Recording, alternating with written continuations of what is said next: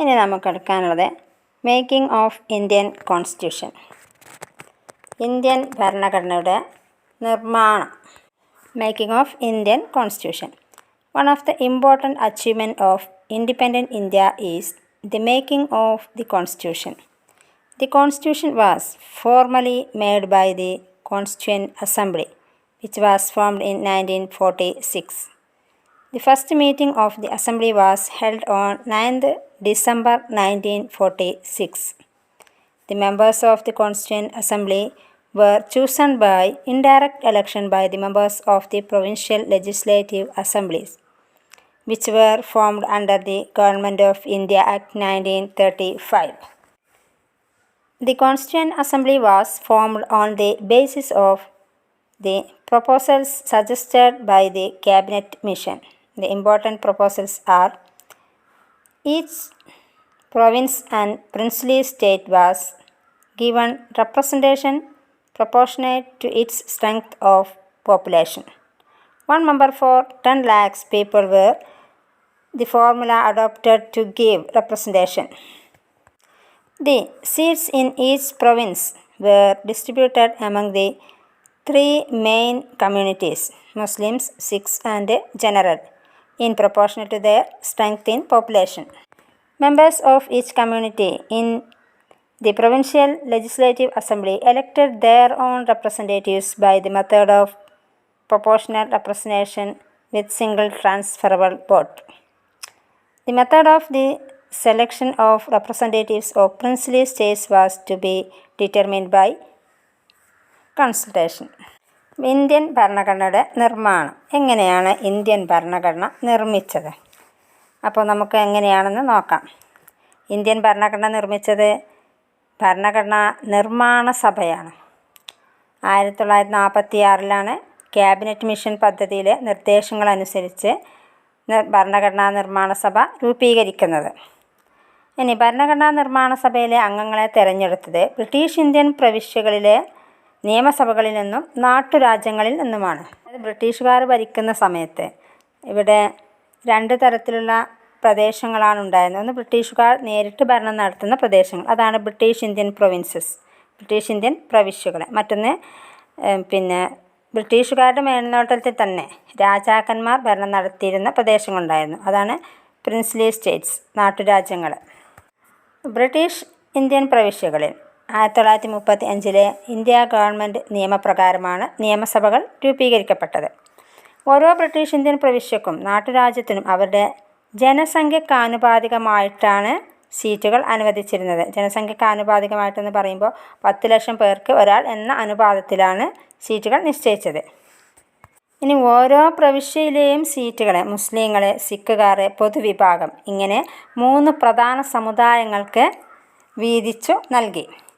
പ്രവിശ്യ നിയമസഭയിലെ ഓരോ സമുദായത്തിലെയും അംഗങ്ങൾ അവരുടെ സ്വന്തം പ്രതിനിധികളെ തിരഞ്ഞെടുത്ത് ആനുപാതിക പ്രാതിനിധ്യ സമ്പ്രദായമനുസരിച്ച് കൈമാറ്റം ചെയ്യാവുന്ന ഏക വോട്ട് വഴിയാണ്. ഏക വോട്ട് വഴി ഇതൊക്കെ നമുക്ക് എലക്ഷൻ എന്ന ചാപ്റ്ററിലൊക്കെ പഠിക്കാനുണ്ട്. അപ്പോൾ ഇതെങ്ങനെയാണെന്നൊക്കെ നമുക്ക് പഠിക്കാം. അപ്പോൾ ഇങ്ങനെയാണ് പ്രതിനിധികളെ തിരഞ്ഞെടുത്തത്. ഇനി നാട്ടുരാജ്യങ്ങളിൽ നിന്നുള്ള പ്രതിനിധികളെ തിരഞ്ഞെടുത്തത് കൂടിയാലോചനയിലൂടെയാണ്. അപ്പോൾ മനസ്സിലായില്ലേ എങ്ങനെയാണ് ഇന്ത്യൻ ഭരണഘടനയുടെ നിർമ്മാണം എന്ന്? ഞാനിനി റിപ്പീറ്റ് ചെയ്യുന്നില്ല. റിപ്പീറ്റ് ചെയ്യേണ്ട ആവശ്യമില്ല. നിങ്ങൾക്ക് വേണമെങ്കിൽ എന്ത് ചെയ്യാം, ഒന്നുകൂടെ കേൾക്കാം. അടുത്തത് composition of the constituent assembly, ഭരണഘടനാ നിർമ്മാണ സമിതിയുടെ രൂപീകരണം. അപ്പോൾ നമ്മൾ ഭരണഘടന നിർമ്മിച്ചത് ഭരണഘടനാ നിർമ്മാണ സഭയാണെന്ന് പറഞ്ഞു. ഇനി എങ്ങനെയാണ് ഈ ഭരണഘടനാ നിർമ്മാണ സഭ രൂപീകരിച്ചതെന്ന് നോക്കാം. അപ്പോൾ നമുക്ക് composition of the constituent assembly എന്താണെന്ന് നോക്കാം. As per the proposals of Cabinet Mission Plan, elected on the Constituent Assembly was held in July 1946. The first meeting of Assembly was held in Delhi on 9th December 1946. On the first day, the senior-most member of the Assembly, Mr. Sachidananda Sinha, was elected as the temporary chairman. On 11th December, Dr. Rajendra Prasad was elected as the chairman of the Constituent Assembly. After the partition, which was made on the basis of 1947 June 3rd plan. The members of the Pak region ceased to the members of the Indian Constituent Assembly. Consequently, the number of members in the assembly was reduced to 299. The Constitution was formally adopted by the Constituent Assembly on 26 November 1949. The members of the Constituent Assembly were not elected directly by the people by universal adult franchise, but it was truly a representative body. Members of all regions were given representation.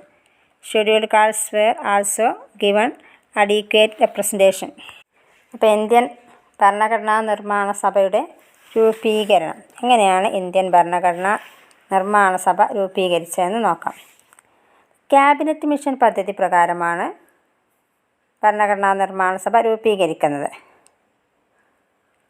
1946 ജൂലൈയിൽ ഭരണഘടനാ നിർമ്മാണ സഭയിലേക്ക് തെരഞ്ഞെടുപ്പ് നടന്നു. 1946 അതായത് ഇന്ത്യക്ക് സ്വാതന്ത്ര്യം കിട്ടുന്നതിന് മുമ്പ് തന്നെ ഭരണഘടനാ നിർമ്മാണ സഭ രൂപീകരിക്കുകയും ഭരണഘടന എഴുതി തയ്യാറാക്കാൻ തുടങ്ങുകയും ചെയ്തിരുന്നു എന്നർത്ഥം. സഭയുടെ ആദ്യ സമ്മേളനം 1946 ഡിസംബർ 9 ഡൽഹിയിൽ വെച്ച് നടന്നു. ആദ്യ സമ്മേളനത്തിൽ തന്നെ സഭയിലെ മുതിർന്ന അംഗമായ സച്ചിദാനന്ദ സിൻഹയെ താൽക്കാലിക പ്രസിഡന്റായി തിരഞ്ഞെടുത്തു. പിന്നീട് ഡിസംബർ 11 നടന്ന സമ്മേളനത്തിൽ ഡോക്ടർ രാജേന്ദ്ര പ്രസാദ് ഭരണഘടനാ നിർമ്മാണ സഭയുടെ സ്ഥിരം അധ്യക്ഷനായി തിരഞ്ഞെടുക്കപ്പെട്ടു. സ്വാതന്ത്ര്യലബ്ധിയോടെ ഭരണഘടനാ നിർമ്മാണ സഭ ഇന്ത്യയുടെ ഒരു പരമാധികാര സ്ഥാപനമായി തീർന്നു. ഒരു താൽക്കാലിക പാർലമെൻറ്റായിട്ടത് പ്രവർത്തിക്കുകയും ചെയ്തു. 1947 ജൂൺ 3 പദ്ധതി പ്രകാരമുള്ള ഇന്ത്യ വിഭജനത്തിൻ്റെ ഫലമായി പാക് പ്രദേശങ്ങളിൽ നിന്നും തിരഞ്ഞെടുക്കപ്പെട്ടവർ ഭരണഘടനാ നിർമ്മാണ സഭയിലെ അംഗങ്ങളില്ലാതായി. അങ്ങനെ സഭയിലെ അംഗസംഖ്യ 299 കുറഞ്ഞു. ജൂൺ 3 പദ്ധതി പറഞ്ഞാൽ ഇന്ത്യ പാകിസ്ഥാനും ഇന്ത്യയുമായിട്ട് 2 രാഷ്ട്രങ്ങളായി വിഭജിക്കുന്നുണ്ട് ഇന്ത്യക്ക് സ്വാതന്ത്ര്യം ലഭിക്കുന്നതോട് കൂടിയിട്ട്. അപ്പോൾ ഇന്ത്യ വിഭജനം അറിയപ്പെടുന്ന ആ പദ്ധതിയാണ് ജൂൺ 3 പദ്ധതി. പദ്ധതി പ്രകാരമാണ് ഇന്ത്യ വിഭജിക്കുന്നത്. മൗണ്ട് ബാറ്റൺ പ്ലാൻ എന്നും അറിയപ്പെടുന്നുണ്ട്. ഇനി ഭരണഘടനാ നിർമ്മാണ സഭയിലെ അംഗങ്ങളെ സാർവത്രിക വോട്ടവകാശത്തിൻ്റെ അടിസ്ഥാനത്തിലല്ല തിരഞ്ഞെടുക്കുന്നത്. എങ്കിലും സഭ പൂർണ്ണമായും പ്രാതിനിധ്യ സ്വഭാവമുള്ള ഒന്നായിരുന്നു. The authority of the Constituent Assembly does not come only from its broad representative nature. It also comes from the procedures it adopted to frame the Constitution and value upheld by the members during the time of deliberation. First one, the principle of deliberation and procedures. ഭരണഘടനാ നിർമ്മാണ സഭയുടെ ആധികാരികത അതിൻ്റെ പ്രാതിനിധ്യ സ്വഭാവത്തിൽ നിന്ന് മാത്രമല്ല ഉത്ഭവിക്കുന്നത്. സഭയ്ക്ക് ആധികാരികതയേകുന്ന 2 വസ്തുതകൾ കൂടിയുണ്ട്. ഒന്ന്, പ്രിൻസിപ്പിൾ ഓഫ് ഡെലിബറേഷൻ, വിചിന്തന തത്വം. മറ്റൊന്നാണ് നടപടിക്രമങ്ങൾ, പ്രൊസീജിയേഴ്സ്. ഇവ എന്താണെന്ന് നോക്കാം. The principle of deliberation. The Constitution of India was formulated after extensive and detailed deliberations. The Assembly was truly a deliberative body. The members of the Assembly represented different categories of the Indian society. National interest was their prime concern. All of them gave more importance to the national interest than sectarian interests. There was disagreements among the members of several issues. There are disagreements among the members on several issues. Ideological differences also existed among them. They mainly differed on the following questions. Should India adopt a centralized or decentralized system of government? What should be the nature of relations between the center and state? What should be the powers of judiciary? And should the Constitution protect property rights. Almost every issue was discussed in detail in the Constituent Assembly. Every discussion was taken after detailed deliberation. But the provision to adopt universal suffrage was unanimously accepted by the Assembly without any debate. ഇപ്പോൾ ഭരണഘടനാ നിർമ്മാണ സഭയുടെ ആധികാരികത അതിൻ്റെ പ്രാതിനിധ്യ സ്വഭാവത്തിൽ നിന്ന് മാത്രമല്ല ഉത്ഭവിക്കുന്നത്. സഭയ്ക്ക് ആധികാരികതയെന്ന രണ്ട് വസ്തുതകൾ കൂടിയുണ്ട്. നമ്മൾ പറഞ്ഞു പ്രിൻസിപ്പിൾ ഓഫ് ഡെലിബ്രേഷൻ, വിചിന്തന തത്വം. മറ്റൊന്നാണ് നടപടിക്രമങ്ങൾ, പ്രൊസീജിയേഴ്സ്. ഇപ്പോൾ വിചിന്തന തത്വം എന്താണെന്ന് നോക്കാം. ഇപ്പോൾ വിശദവും സമ്പൂർണവുമായ ചർച്ചകൾക്ക് ശേഷമാണ് ഇന്ത്യൻ ഭരണഘടന നിർമ്മിക്കപ്പെട്ടത്. ഭരണഘടനാ നിർമ്മാണ സഭ ഒരു സംവാദവേദിയായിരുന്നു, ചർച്ചാവേദിയായിരുന്നു. അതേപോലെ തന്നെ അതിലെ അംഗങ്ങൾ സമൂഹത്തിലെ വ്യത്യസ്ത വിഭാഗങ്ങളിൽ നിന്നുള്ളവരായിരുന്നു. അപ്പോൾ വ്യത്യസ്ത സമുദായങ്ങളിൽ നിന്നുള്ളവരായിരുന്നെങ്കിലും സ്വന്തം സമുദായത്തിൻ്റെ പ്രതിനിധികൾ എന്ന നിലക്കല്ല അവർ സഭയിലെ ചർച്ചകളിലൊക്കെ പങ്കാളികളായത്. അതായത് ഭരണഘടനാ നിർമ്മാണ സഭയിലെ ചർച്ചകളിലും പര്യാലോചനകളിലും അവരുടെ സ്വകാര്യ താല്പര്യങ്ങളെക്കാൾ രാഷ്ട്ര താല്പര്യങ്ങൾക്കാണ് പ്രാധാന്യം നൽകപ്പെട്ടത്. അപ്പോൾ സഭയിലെ അംഗങ്ങൾ വ്യത്യസ്ത വിഭാഗങ്ങളിൽ നിന്നുള്ളവരായിരുന്നു. അതുകൊണ്ട് തന്നെ അഭിപ്രായ വ്യത്യാസങ്ങളും ആശയപരമായ ഭിന്നതകളൊക്കെ ഉണ്ടായിരുന്നു. എങ്കിലും അംഗങ്ങൾക്കിടയിൽ വാദപ്രതിവാദങ്ങൾ സൃഷ്ടിച്ച പ്രധാനപ്പെട്ട ആശയങ്ങളാണ്: ഒന്ന്, ഒരു കേന്ദ്രീകൃത ഭരണ സംവിധാനമാണോ അതോ ഒരു വികേന്ദ്രീകൃത ഭരണ സംവിധാനമാണോ ഇന്ത്യ സ്വീകരിക്കേണ്ടത്? മറ്റൊന്നാണ്, കേന്ദ്ര ഗവൺമെൻറ്റും സംസ്ഥാനങ്ങളും തമ്മിലുള്ള ബന്ധങ്ങൾ എന്തായിരിക്കണം?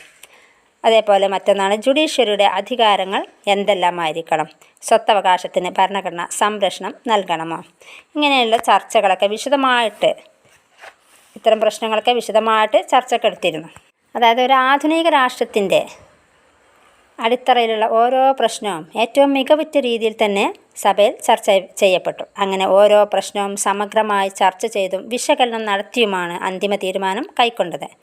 എന്നാൽ ഭരണഘടനയിലെ ഒരു വ്യവസ്ഥ യാതൊരുവിധ വാദപ്രതിവാദവും കൂടാതെ അംഗീകരിക്കപ്പെട്ടു. സാർവത്രിക വോട്ടവകാശം നടപ്പിലാക്കണമെന്ന വ്യവസ്ഥയായിരുന്നു അത്. അടുത്തത് പ്രൊസീജിയേഴ്സ്, നടപടിക്രമങ്ങൾ.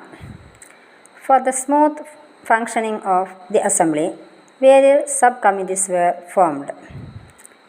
There were 8 major committees on different subjects.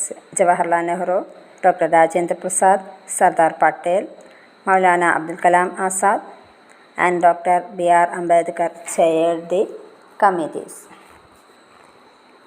There were disagreements among these leaders on several issues.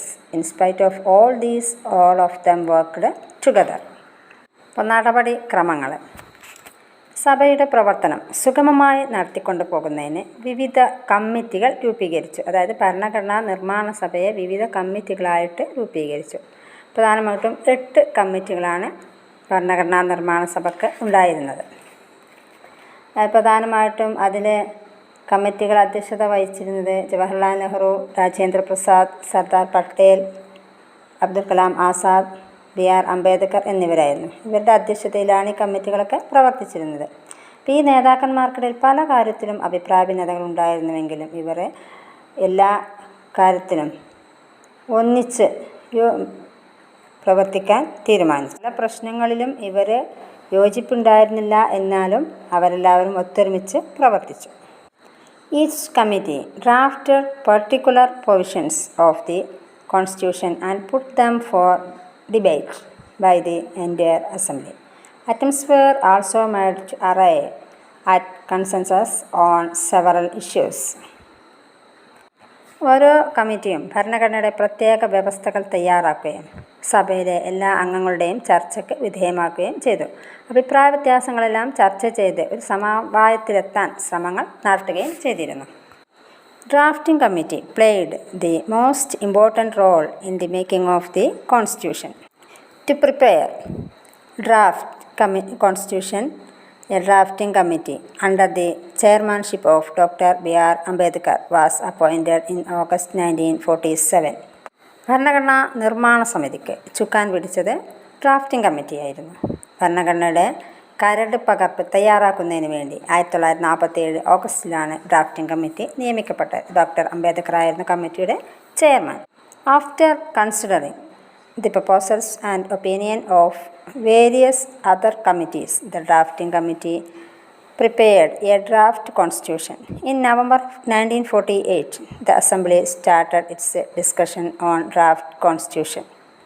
വിവിധ കമ്മിറ്റികളുടെ നിർദ്ദേശങ്ങളും അഭിപ്രായങ്ങളും പരിഗണിച്ച ശേഷം ഡ്രാഫ്റ്റിംഗ് കമ്മിറ്റി ഭരണഘടനയുടെ കരട് രൂപം തയ്യാറാക്കി. കരട് രൂപം എന്ന് പറഞ്ഞാൽ ഒരു ഏകദേശ രൂപം തയ്യാറാക്കി.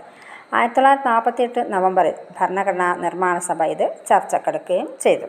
After A prolonged discussion of 1 year and adopting thousands of amendments, the Constitution was formally approved by the Assembly on 26 November 1949. The President of the Constituent Assembly, Dr. Rajendra Prasad, signed on it. അപ്പോൾ ഒരു വർഷത്തിലേറെ നീണ്ട ചർച്ചകൾക്കും ആയിരക്കണക്കിന് ഭേദഗതികൾക്കും ശേഷം 1949 November 26 സഭ ഭരണഘടനയ്ക്ക് അംഗീകാരം നൽകി. സഭയുടെ പ്രസിഡൻ്റായ ഡോക്ടർ രാജേന്ദ്ര പ്രസാദ് അതിൽ ഒപ്പുവെക്കുകയും ചെയ്തു. The constituent assembly met four 166 days, spread over 2 years and 11 months. ഭരണഘടനാ നിർമ്മാണ സഭ 2 കൊല്ലവും 11 മാസവും നീണ്ടുനിന്ന ഇക്കാലത്ത് 166 ദിവസങ്ങൾ സഭ സമ്മേളിച്ചു. സഭയുടെ സമ്മേളനങ്ങളെല്ലാം സുതാര്യമായിരുന്നു എന്ന് പറയുമ്പോൾ പത്രങ്ങൾക്കും പൊതുജനങ്ങൾക്കും സഭയുടെ നടപടിക്രമങ്ങൾ നിരീക്ഷിക്കാനുള്ള അനുമതി ഉണ്ടായിരുന്നു. അപ്പം ഇങ്ങനെയാണ് ഇന്ത്യൻ ഭരണഘടന നിർമ്മിച്ചിട്ടുള്ളത്, കോൺസ്റ്റിറ്റ്യൂവൻ്റ് അസംബ്ലിയുടെ രൂപീകരണമൊക്കെ. അപ്പോൾ നമ്മൾ പറഞ്ഞത് ഇന്ത്യൻ ഭരണഘടനയുടെ നിർമ്മാണം എങ്ങനെയാണെന്നാണ് അല്ലേ.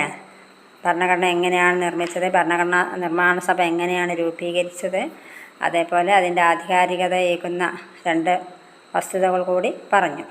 ഈ ചിന്തന തത്വവും നടപടി ക്രമങ്ങളും. ഓക്കെ, ശരി.